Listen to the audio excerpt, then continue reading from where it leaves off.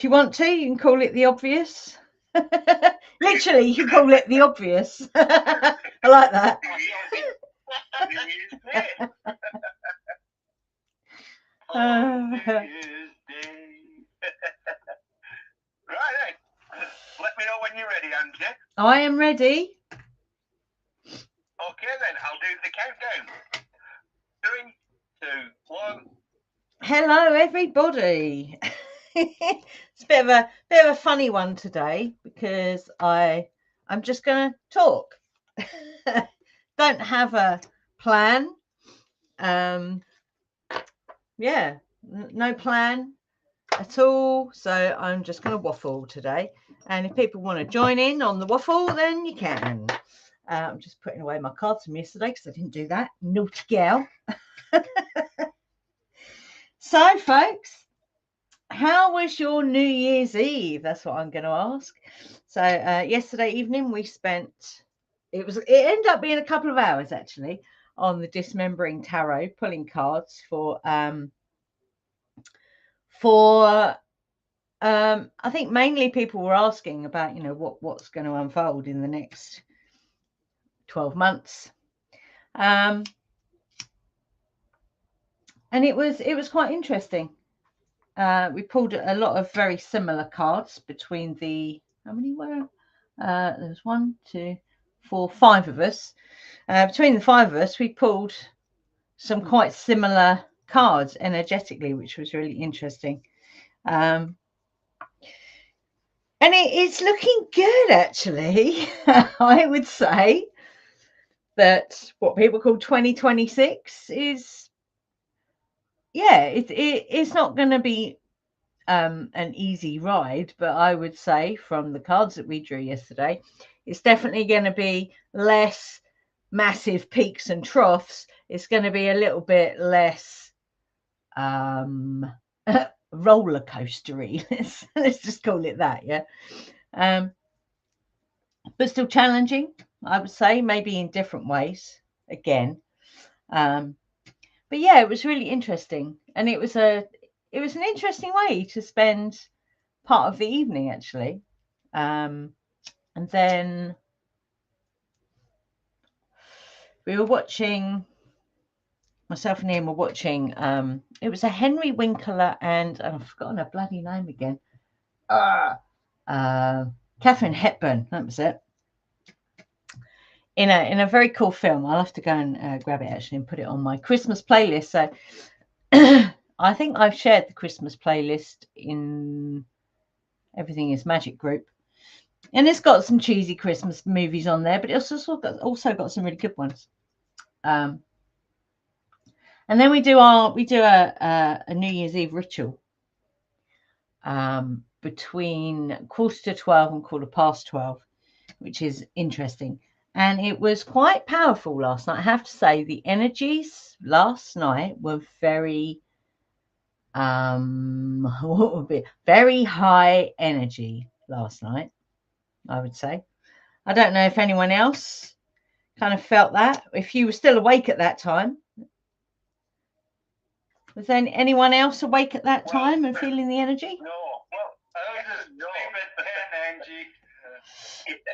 I was like Kevin. I was like asleep by 10:30, 11 o'clock. I was flat out until midnight. Fireworks.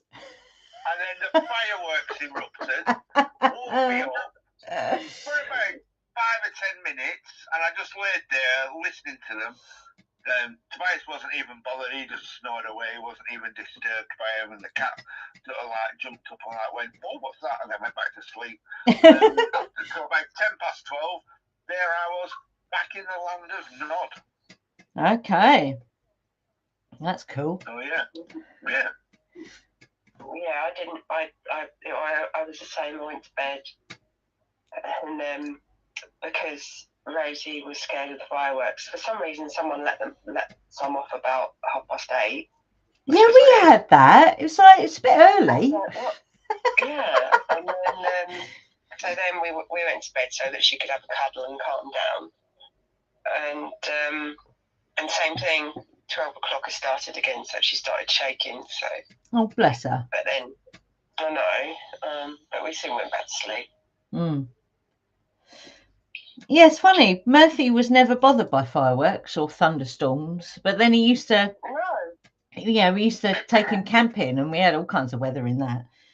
And yet he was scared of curtains. If the curtains were moving, he was scared of the curtains. Oh my God, Bobby was exactly the same. Really? Fireworks didn't bother her whatsoever. Not bothered, chill, totally not bothered. But any gust of wind moves the curtains, and she would freak right out. Yep. was he a Jack Russell or she? She had Jack Russell in her. She was Jack Russell, Yorkie, and Chihuahua. Wow. Isn't that funny? Because we definitely know that Murphy had Jack Russell in him. I'm not sure what else, although his head kind of looked like a Chihuahua, but then he was brindle and he had the big flip top head that a staff has, so God knows what was in there. But yeah, curtains. It's like, so we bought some really, really heavy curtains from a charity shop actually, and they barely moved, so that kind of helped that. But we used to have to, in the summer, if it was windy during the summer, we'd have to shut the windows at night. You'd end up sitting on your bloody head, like having a panic attack. It's like, oh my God. It's the strangest thing. They're totally not bothered by the fireworks or loud noises. Yeah, it's mad, isn't it? Yeah. Was Bobby freaked out by anything else? Or was it just curtains? Really. With the wind, it just used to really, if the wind moved something, she would just really have a panic attack. Wow. Yeah, the other thing. She was so chilled. She was a really chilled dog. Yeah. Wow. The other thing that Murphy didn't like was cutlery on a plate. If you moved cutlery on a plate and it was near him, he'd run away. It was really strange. So I don't, because he was a rescue. We didn't know his full history. So, of course, yeah. Who knows what it was that did that? But yeah, moving curtains was a big no in Murphy's book.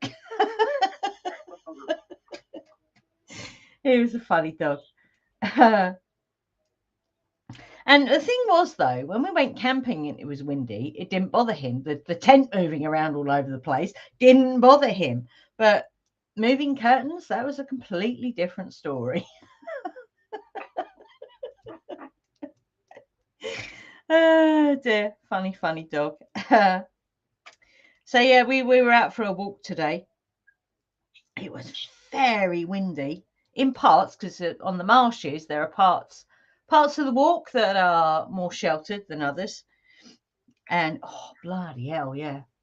It hurt my head. My nose, it hurt my nose because it was so cold. I needed a balaclava out there today. It was crazy. But it was nice. It was nice.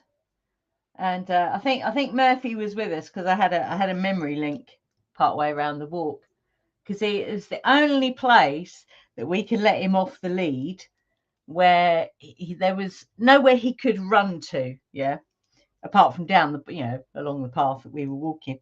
So it's the only place that he could ever be let off the lead.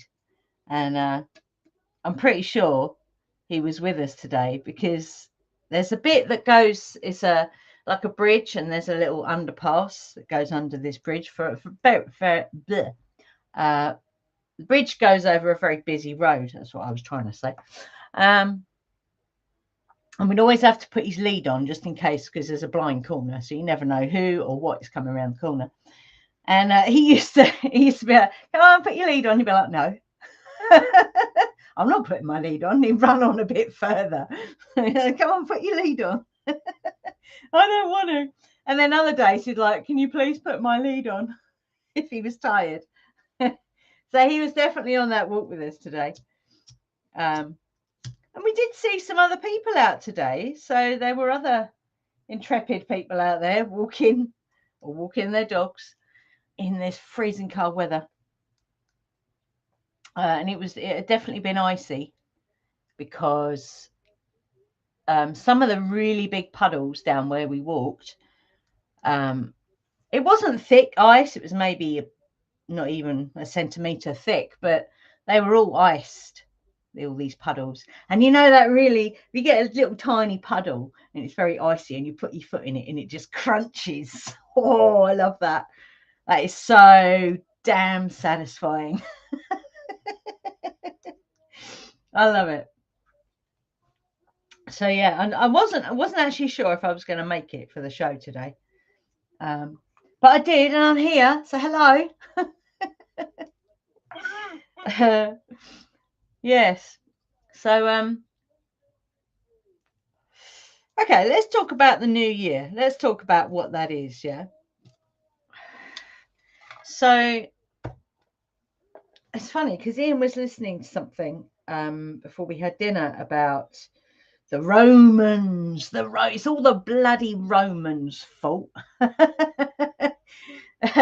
Jigging about with the blooming calendar and all that malarkey. Yeah. So, a little side note: we've actually created quite a few songs around pagan stuff and witchy stuff.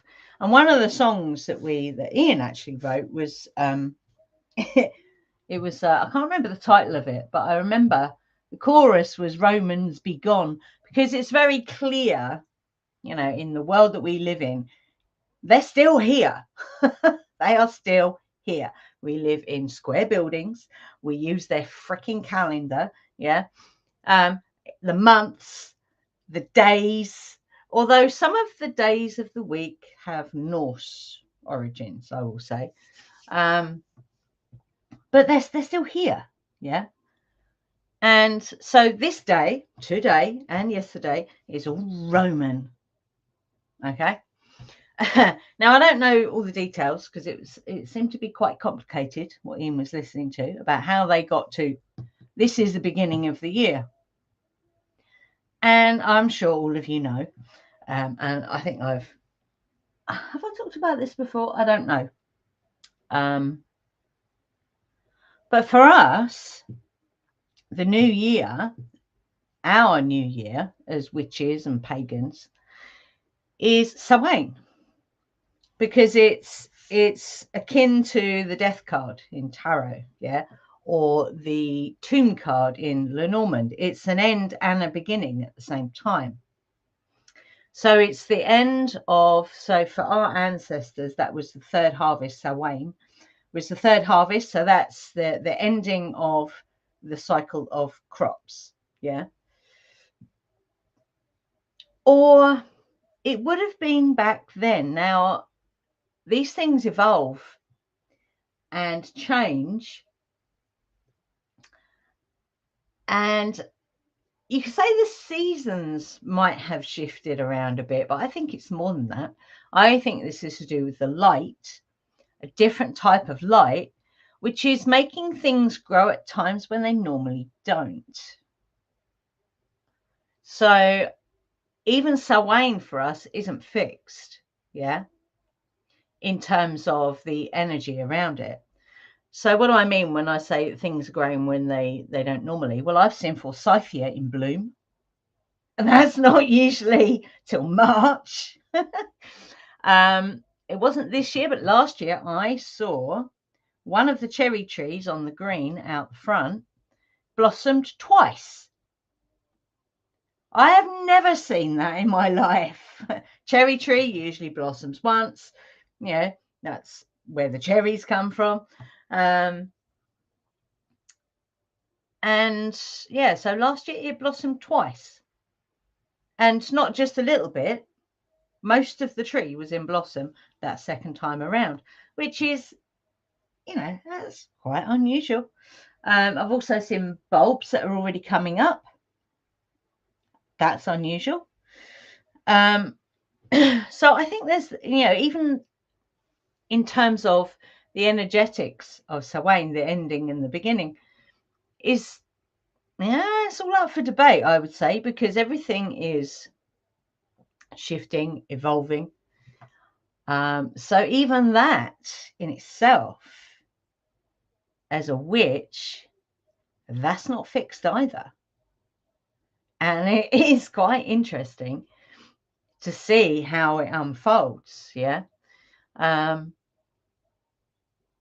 Because, and I think that's what you know, that's why witchcraft is so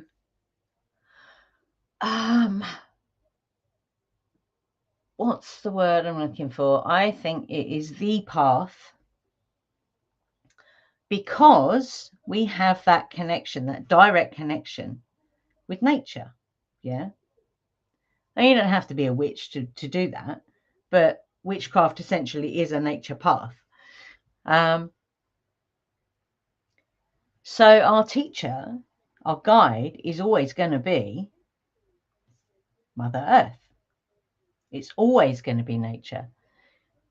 So it's going to be really interesting to see how 2026 evolves. Yeah. What is going to be unfolding during this year? Because if the last few years have been anything to go by, I'd say there's going to be even more things that we notice that are out of the ordinary, extraordinary. You could even say supernatural. And that's kind of what the cards, when we were pulling cards yesterday in our little group, that's kind of what was coming out. There's definitely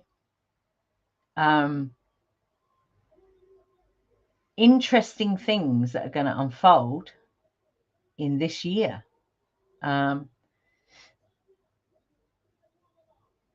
I mean, I don't know if any of you are feeling that today. I'm going to throw that open if anyone wants to comment on it. Well, I am, Angie. We were discussing this on another channel, actually. The first day of spring, the spring equinox, is celebrated in Persia, in Iran, as the first day of the year, where they celebrate the new beginning of life. And I think that'd be a good time to change it to the turtle calendar, the 13-month calendar, with the first day of April perhaps being the first day of the year. And that'll be the day of rest, where there's it's timeless, and the rest of the 364 days will follow. Yeah, and I think on the calendar that Litmus uses has designed, I think the spring equinox is the first day in that year. I think. I'm not sure if I'm remembering that correctly, which kind of makes sense, doesn't it? It makes sense that, when you see nature being born anew, if you like, then that would be the first day of the real year, the real first day of the year. It makes sense.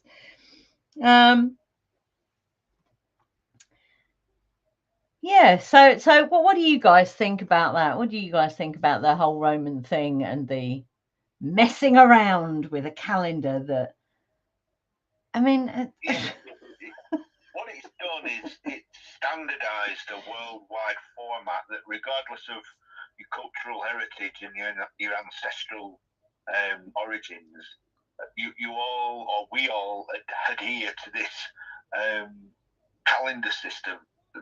Again, just like the timing, the time zone system. So it's an international agreement that says, right, regardless of whether you're in, Siberia, or whether you're in outer Mongolia, or whether you're in Argentina, or wherever you are, we have this set things. So, and the Roman calendar, the Julian calendar, the Gregorian calendar, these have been set in place for that. Yeah. We can use them as guidelines, can't we? We can say, right, well, yeah, you know, we need to do this and that by this date and that date, and we all agree on this calendar system. But when we get home, we do our thing our way. Absolutely. Because all it is an overlay. It's like a very thin veneer of, you know, like you say, standardizing something that you can't standardize nature, for fuck's sake. Do you know what I mean? She will not be standardized and homogenized. Absolutely not. No, and if you've noticed, I've noticed this over the last 10, 20, 30 years, is that the calendar system that we currently have isn't in tune with nature. It was at one point.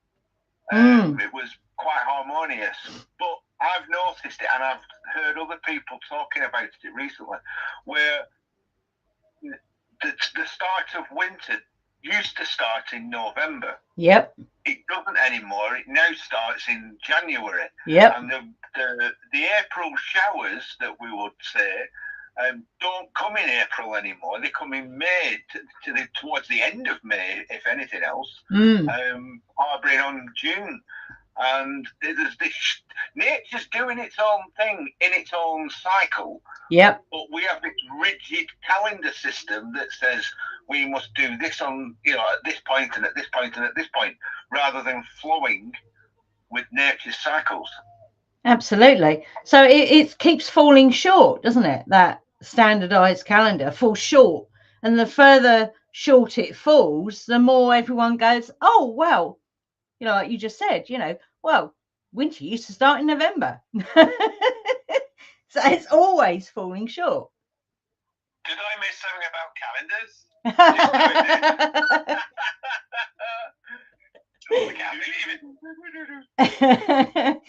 Yeah, we were talking about, what was I talking about, Andy? I can't remember.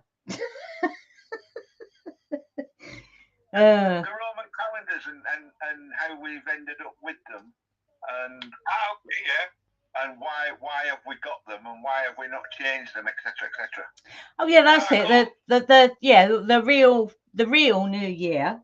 I think by your calendar it starts in March, doesn't it, with the equinox?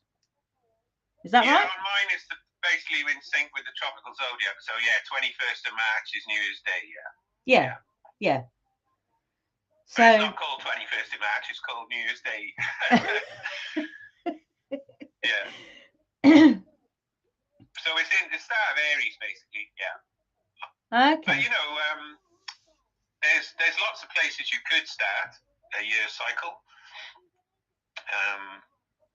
When, not to take you off topic or whatever, but when I was first creating the UCC, I did look at starting it on the Capricorn solstice, the one we've just passed, you know, the winter solstice for us. But I just liked starting it at the equinox because everything's balanced, you know. It's like 12 hours of night and day, and you're starting from a place of balance rather than a place of extreme, you know. Yeah, and like Kevin was saying, you know, it's when things are becoming anew again, which makes sense, doesn't it? It makes sense that New Year's Day is when things are starting anew. Makes more sense than because most people and most of the land is in the northern hemisphere. It makes sense to pick that equinox rather than the other one, you know. But you could, if you're in the southern hemisphere, you can start your year at the Libra equinox because that's your spring equinox, you know. Yeah. And I know someone else who I talk to a lot about calendars. She's now off the Gregorian calendar and she's got her own calendar, and she starts her year on the summer solstice, 21st of June, you know. Okay. And she starts at the peak and goes down. But then also very, very much celebrates the winter solstice as the start of the new solar light cycle going up again, you know? Yeah. Yeah, but all of them are better than the bloody Smegorian shit we got now, you know? Absolutely. And if you want to see how to realign it, you can see, I shared one of my flip chart things yesterday, which shows how the months used to be lined up with the zodiac, but they're not anymore. As Andy said, it's drifted out. It's drifted about 20 days out, basically. Yeah. Cool. Interesting. Absolutely. Yeah, because I was saying we start ours. Our new year really is Samhain, because it's an ending and a beginning, which is kind of what I was talking about. Yeah, that's when the Celts used to start, right? I think so. I think that's where it comes from. Yeah, I think that's where that comes from. I vaguely remember reading it somewhere, but can't remember where. And it made sense because it's a descent into the underworld. So it makes sense that you would begin with gathering your knowledge and getting rid of stuff you don't need. That makes sense to me. But it's kind of that weird liminal thing going on as well from October through to the winter solstice, which I quite like. I like that. Yeah, and I think any of the 8 points in the eightfold year, any of the equinoxes, solstices, or the midpoints between them, like Samhain is midpoint between Libra equinox and Capricorn solstice. Any of those 8 points make sense in some way to start or end a cycle. but January the 1st definitely doesn't make any sense at all. It's so weird, isn't it? And yet, most of the planet doesn't even think about it. No, nothing. As you two said, nothing changes on New Year's Day. But yeah, of course, nature. Because the thing with the eightfold year is all of those points are in line in some way with things going on in nature and the natural cycle of the Earth around the sun and the moon going around the Earth. Yeah. So. Yeah, I mean, they only changed because even in the Roman corrupted, fucked up Kali Yuga calendar, that used to start March the 1st, and that was the Aries equinox originally. Okay. And they only had 10 months. So, the 7th month, September, the 8th month, October, and so on, that all lines up. Oh, right, which is why they have the names they have. That makes sense. Yeah. And then after, which is on that thing I shared, but later on, they added in January and February to make 12 months instead of 10. And, that's weird. We got a strange echo going on. Probably me, because I've unmuted myself. I was waiting for an opportunity to jump in. Hey all, Happy New Year, blah, blah, blah. Hi, Jackie. Yeah, I was just waiting to jump in. Hello. Hi. Bit of a cold. So yeah, the Romans got their calendar from the Egyptians. And the Egyptian calendar was off because they didn't have calculus the way the Indians did, the Vedic calendar had. So the Egyptian calendar was actually off the natural calendar, but the Romans adopted the Egyptian calendar, which is why the Roman calendar was also off, just as by the way. Yeah, but it's a very different structure, isn't it, Jackie? Because the Egyptian calendar had 12 months to 30 days and then 5 spare days at the end of the year. There was something about because it all comes down to maths, as far as I understand from the research I've done, because the maths that the Romans had, they didn't have fractions and they didn't understand fractions. And from my understanding of the calendars, you need the fractions and the understanding of pi, I think it is. It could be 5, I'm not sure. In order for the calendar to stay in sync with the natural cycle. And because the Romans didn't have that in their maths, their calendar was continuously off and out of sync. And also their gods and goddesses and their actual what's the word, deities and holy days of their own sort of faith before Christianity came along. Yeah, that's right. And like you say, they didn't. So pre the Julian calendar, when it was just the ancient Roman calendar, they didn't allow for the leap days. You know, the extra quarter turn of the planet at all. So that drifted out. And then in the Julian calendar, they adopted a quarter of a day correction, so they had a leap day every 4 years. So then that quickly went out, because it's not exactly a quarter, you know, it's less than a quarter, just less than a quarter. And then the Gregorian calendar addressed that and did make the fraction better to keep it in sync. But by then, March the 1st was March the 21st, you know, instead of making it March the 1st again, which would have lined it all back up, they left it as March the 21st. And they left it start as January the 1st. And they only moved it to January the 1st in 450 BC, which is pretty much slap bang in the middle of the Kali Yuga, right at the bottom of the consciousness cycle when everyone's ignorant and forgotten everything, you know. So all we got to do is move it back and line it back up, you know. The other thing to mention there as well is that the financial year starts on the 1st of April. Yeah. April Fools. They've never changed that for some bizarre reason. But that's, yeah. That, go on, yeah.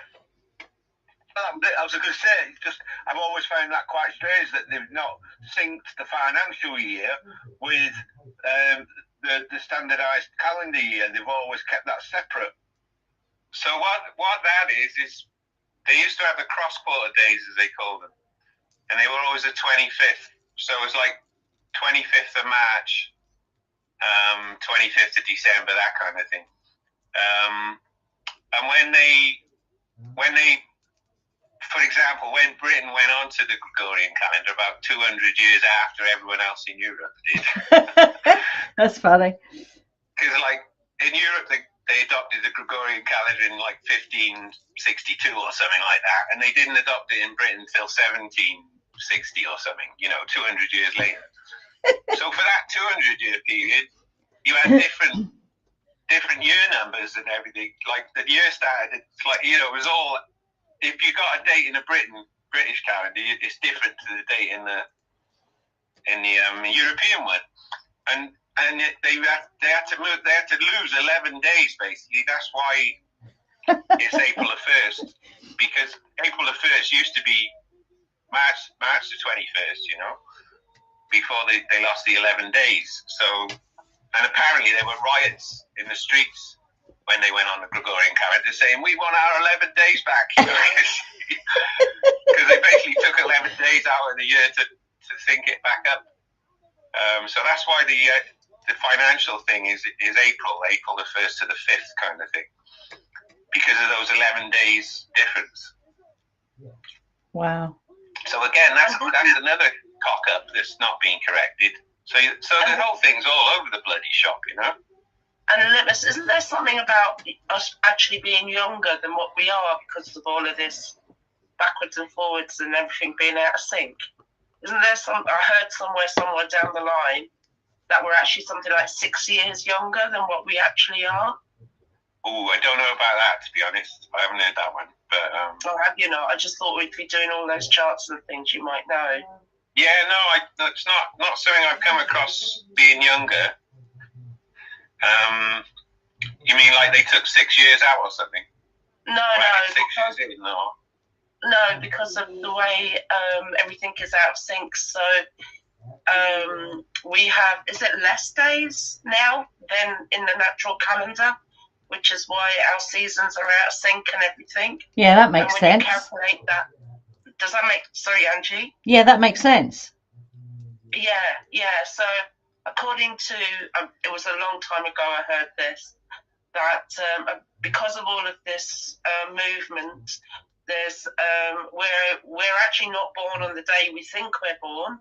The day we were told we were born.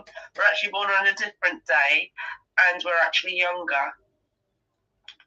Okay, well, certainly the day we were born that's definitely not right. Well, sorry, you're right. I mean, because the day you're born in the Gregorian calendar is not necessarily the day your birthday falls on.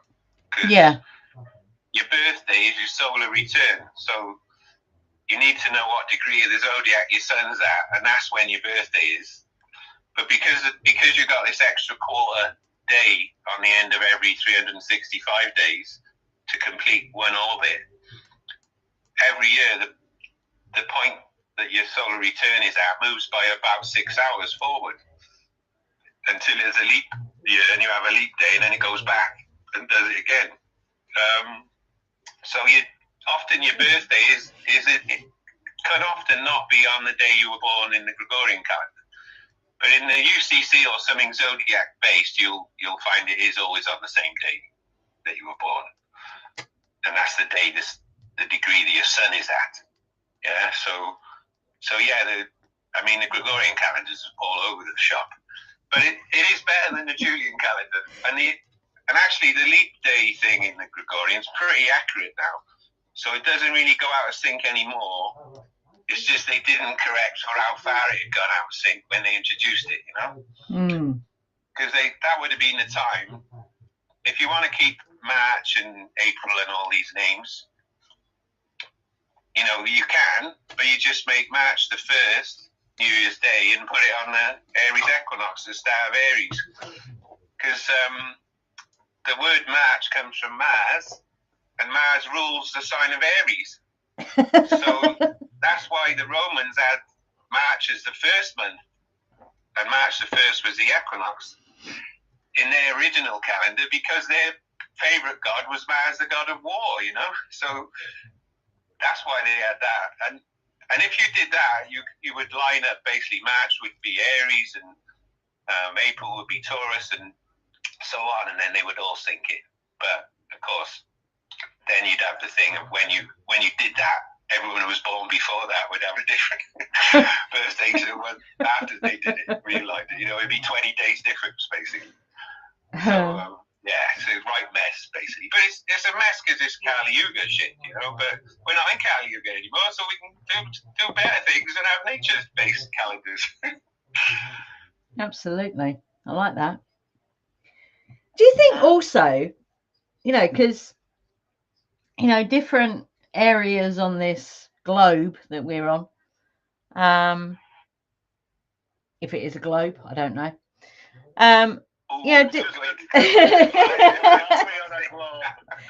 Who actually knows? I don't think anyone actually knows, do they? Well, you'll only know for sure if you go up in space, I guess, and look at it. But anyway, do we really want to get into that? Not really. Giant toroidal. So moving swiftly on. Whoosh. What was that, Kev? We live in a giant toroidal field, and we're on the plane of inertia. Interesting. Okay. That's one take on it, yeah. I agree with your toroidal field thing. Like an apple-shaped kind of field, right? With the core going down the pole. Yeah. Yeah. So you what other symbol going from side to side. Right. Okay. Yeah. So what were you going to say anyway, Ange, about the? Yeah. So not everyone has the same seasons, do they? Depending where you are on the planet. So all these different calendars, because there are still some places that the Chinese New Year is. Rachel said it's in February. Yeah. So they have a different calendar. Now, is that to do with the environment they're in? Is that why we have all these different calendars? Because, if you can see the seasons changing in a very visceral way, that's going to tell you something. But if you're living in Egypt, for example, there's not much change there, is there really? Yeah, that's right. Like we were saying on another show about if you live in the tropics, the length of the day hardly changes really, because the sun's always overhead at some point in the year as it moves between the tropics.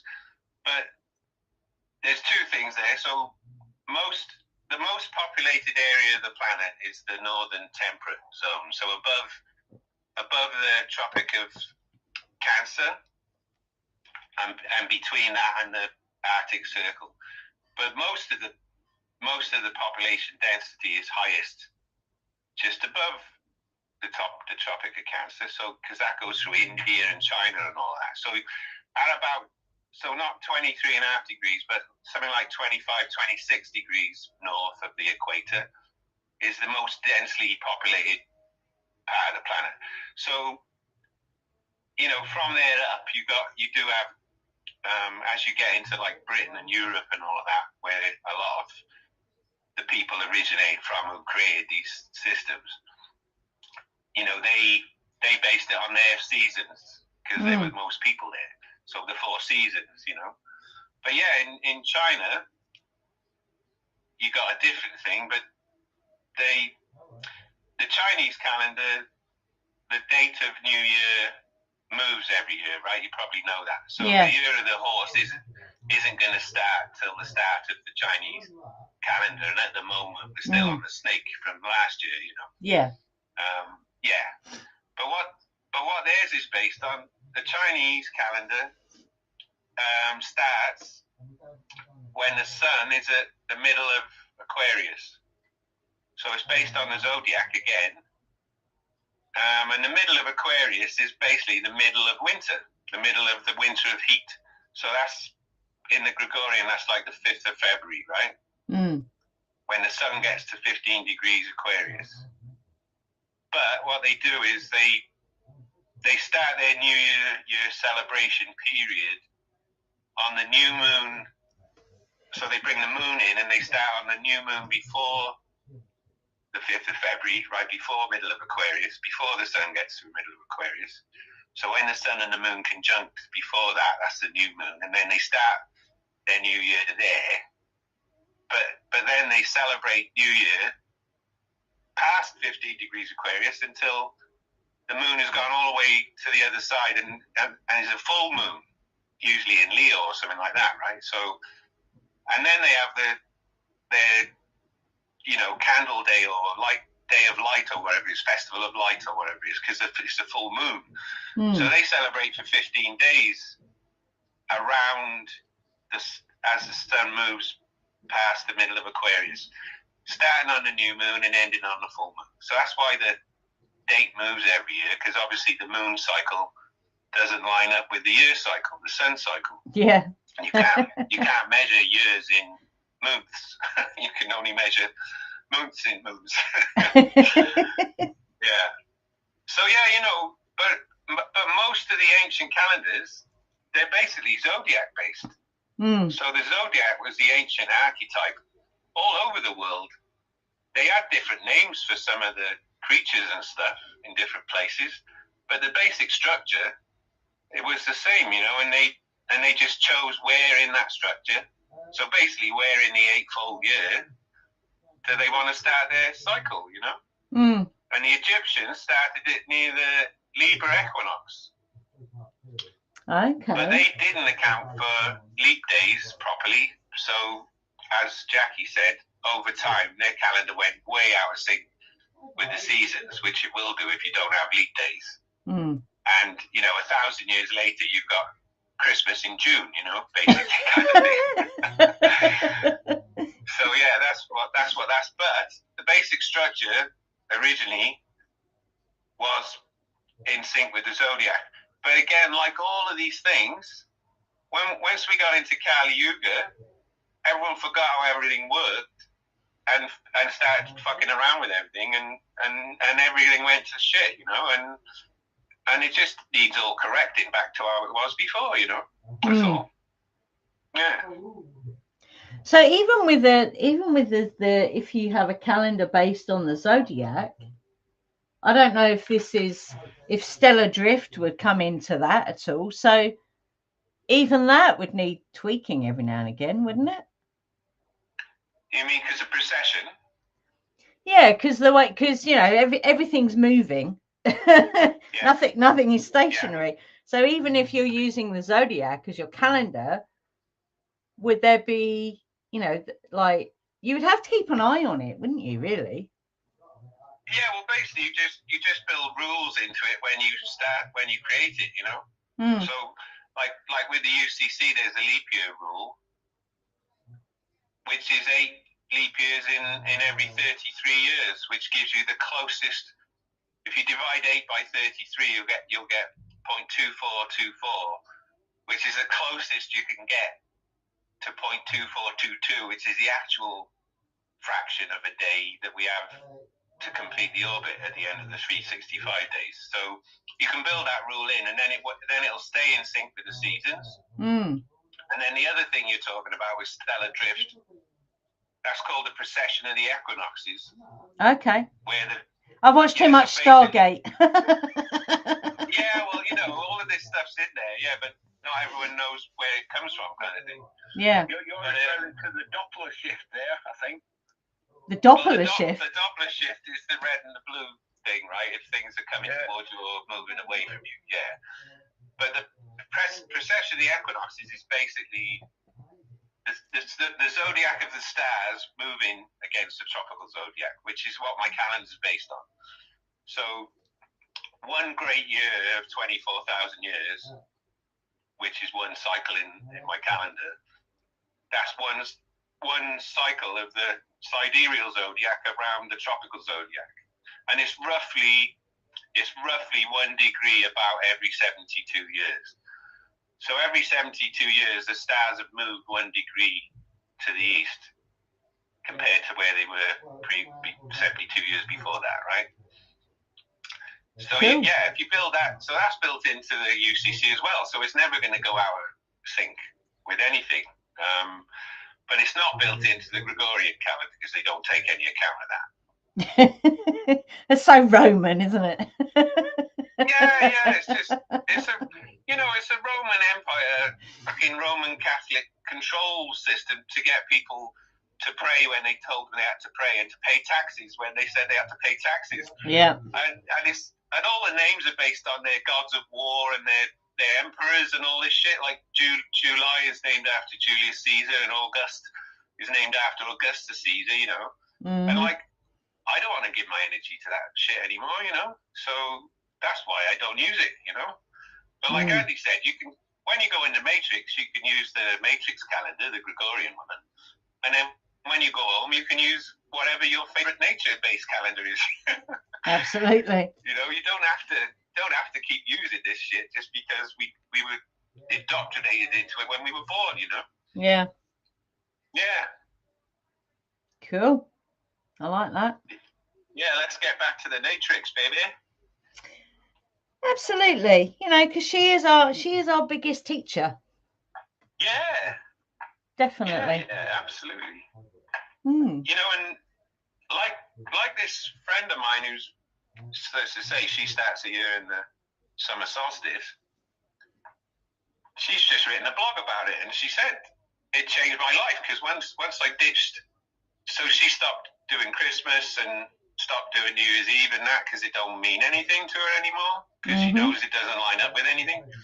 And she said, what you give your energy to, you know, energy flows where attention goes. So if you keep giving your energy to something you know is a load of bullshit, you're just helping it perpetuate, you know. Whereas if you withdraw from that and give your energy to nature-based things, then they come more to the fore, and the other things fall into you know, lack of use eventually because no one's using them anymore, you know. So we're just at the start of all of that, I think. You know, we're just at the start where people are remembering how things work and how nature works and how we want to be in sync with nature.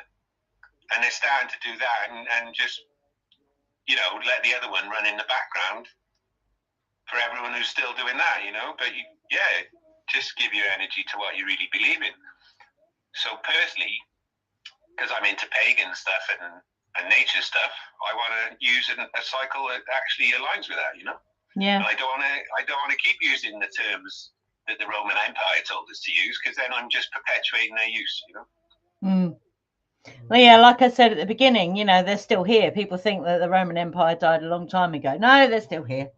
Yeah, absolutely. Well, as long as we keep using their calendar and their legal system and their financial system, they will still be in it, you know. Absolutely. Yeah. Has anyone else got anything that they want to share before we, well, nearly wrap up?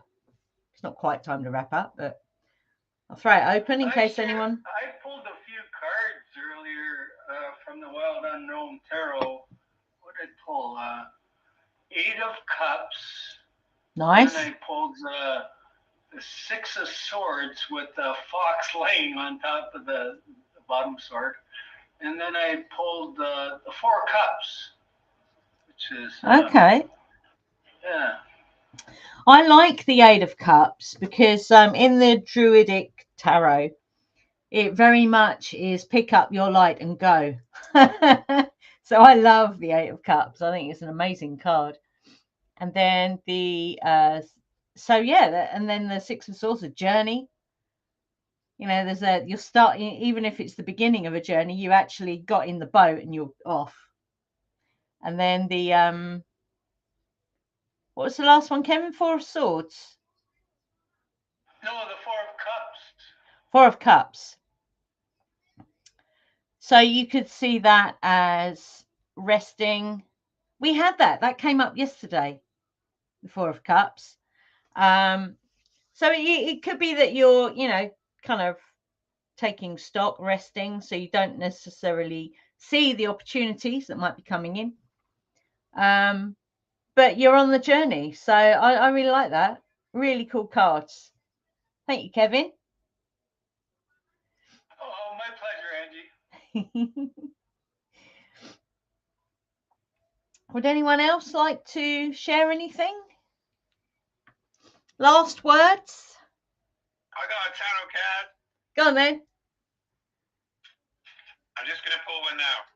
Cool. I'm going to do the split the deck in the middle and see what the top one is. Cool. So I got the 4 of Swords. 4 of Swords. Resting. That's right, he's laying down. Yep. After the 3 of Swords, you need a rest. Yeah, right. Well, I'm all for rested at the moment. Absolutely. Yeah, I think it shared that relax thing. That was good. Someone shared relax, didn't they? With each letter meant something. Was I that don't you, know. Angie? I don't think, it doesn't sound like me. I don't even know if I saw that actually.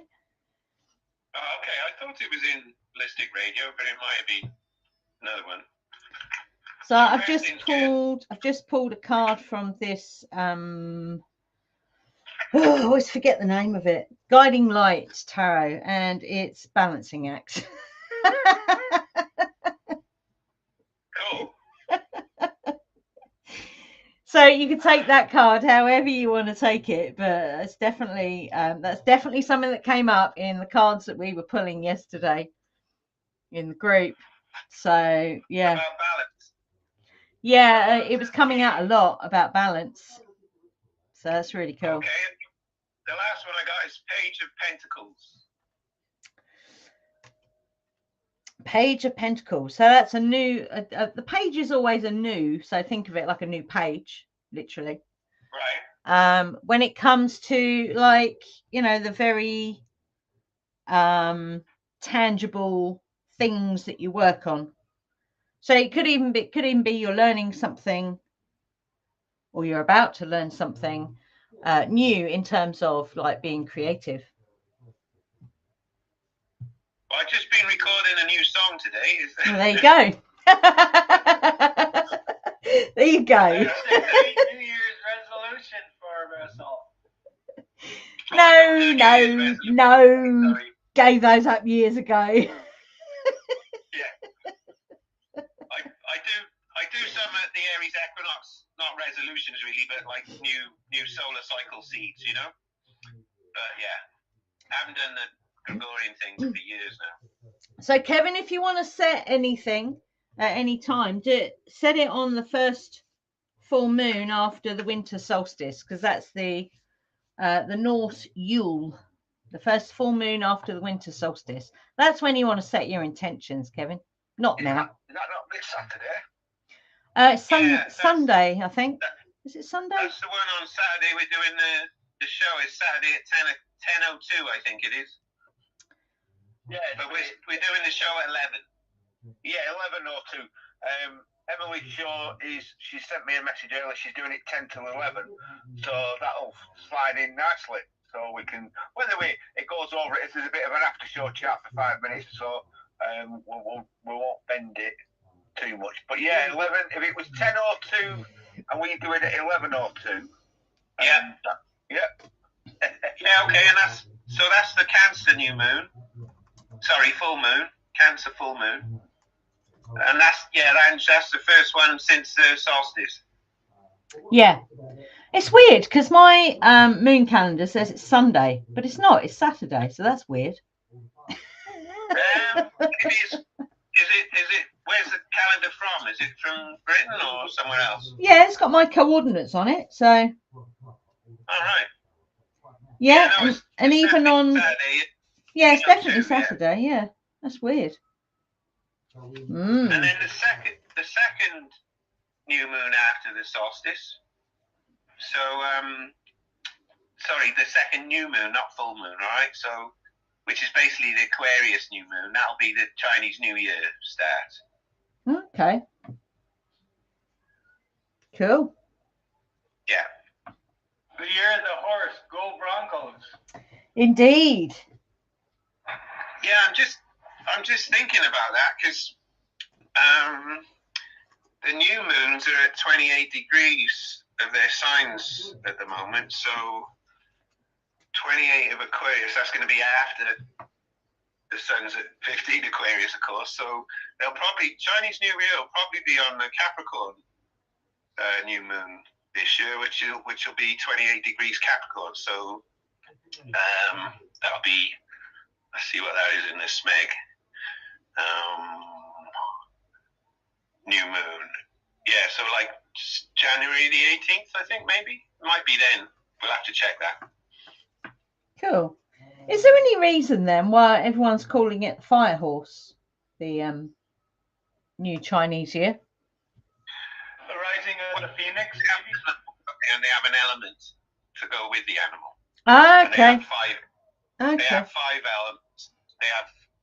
They have fire and water, but they have metal and wood as two of their elements, rather than the four that we have in the West. Okay. Interesting. Yeah. So I think it's like fire, water, metal, wood, and earth, I think. Something like that. Okay. So the fire corresponds to the horse. Well, no, because the reason there's 12 animals is because they're following the Jupiter cycle in the Chinese calendar, and Jupiter is in one sign for a whole year because it takes 12 years to go around the zodiac. Okay. So while Jupiter's in a sign for a year, it'll have an animal representing it. So that gives you the animal. But then they also then cycle through the five elements. So, you know, this year you've got the element fire with the horse, but the next time the horse comes round, it'll be a different element. Okay, that's cool. Yeah. Makes it interesting, doesn't it? Yeah. So, you know, you'll get a fire horse and a metal horse and a wood horse, Trojan horse. All that kind of stuff, yeah. Yeah, it's fascinating. Yeah. But all these cycles, they're based on planets and the nature, yeah. They're not based on, you know, emperors and shit like that. Yeah, Roman shit, yeah. Yeah. Cool. Anyone have any last words? What are your last words? Shut your cock washers, you Romans. Yeah, nice one. That's funny. Thank you, Kevin. Well, I'd just like to thank everyone that's joined us this evening, for joining us this evening. I wasn't sure what I was going to talk about, but it ended up being quite an interesting conversation. So thank you all. Yeah, if you want to stop the recording, Andy, that'd be great. Lovely. It stopped.